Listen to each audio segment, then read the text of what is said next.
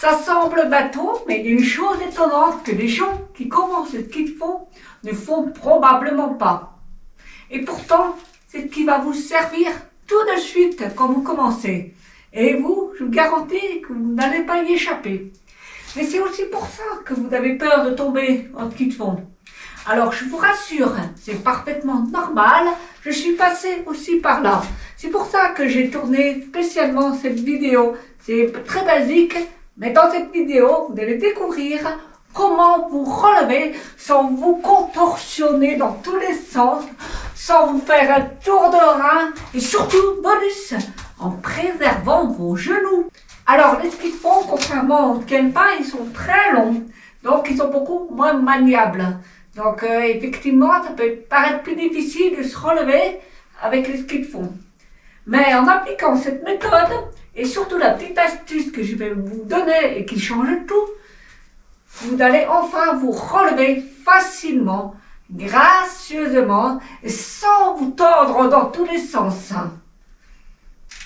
Et sans douleur. Allez, zou, démo, on va sur la piste. Je vous explique, c'est le moment ou jamais d'affiner votre style.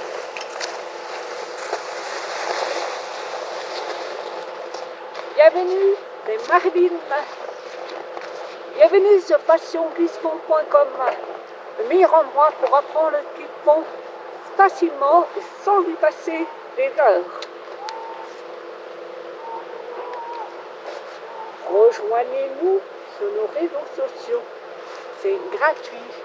Mais attention, c'est réservé aux gens qui ont envie de progresser en ski de fond. Et surtout, de se faire plaisir en ski de fond. Allez, souffle, c'est parti.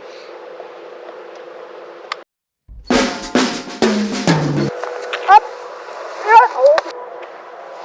Alors quand on tombe, je vous montre. Ce que j'aime bien faire, c'est quand même enlever les bâtons. Je trouve que c'est plus facile. Je les rassemble, je fais attention, je ne gêne pas trop derrière. Je ne mets pas mes skis d'un côté et de l'autre. Je mets mes skis parallèles qui sont croisés. Voilà. Et ensuite, je m'assois sur ma hanche, sur un côté. Je ramène les genoux près de moi. Et je pose mes deux mains au sol et je m'en sers comme appui. Et ensuite, je pose le genou, je pose bien sur mes mains, je me remets droit, je pose mes fesses en arrière, ça en préserve un peu le genou. Voilà. Et je me relève. Et là, c'est beaucoup plus facile. Et je prends mes bâtons. Voilà. C'est aussi pour ça que c'est important de travailler un peu la souplesse et l'équilibre. Même avant de partir, vous pouvez faire des exercices à la maison, que ça vous sert après.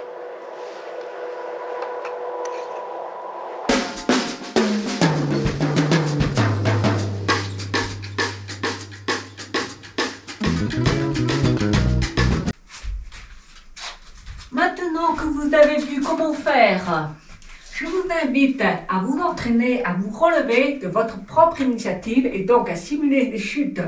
Pourquoi? Parce que ça va vous aider à être beaucoup plus à l'aise et à prendre confiance en vous. Et ça, c'est très important, surtout quand on débute, n'est-ce pas? Alors, autre conseil, un autre conseil que je vous donne, faites-le sur un terrain plat, en retrait de la piste pour ne pas faire des gros trous, et puis loin du monde pour ne pas gêner, loin des zones d'influence. Deuxième conseil, faites aussi quelques exercices de souplesse et d'étirement à la maison. Ce serait qu'une semaine avant de partir au ski de fond, parce que votre corps vous dira merci et ce sera beaucoup plus facile pour vous. Et puis, de toute façon, vous en ressortirez également les bienfaits dans votre vie de tous les jours. Et troisième conseil, dans la vraie vie, c'est-à-dire sur la piste, hein, quand vous allez tomber pour de vrai et pas pour de faux, hein, en général, quand ça arrive dans une pente. Et oui.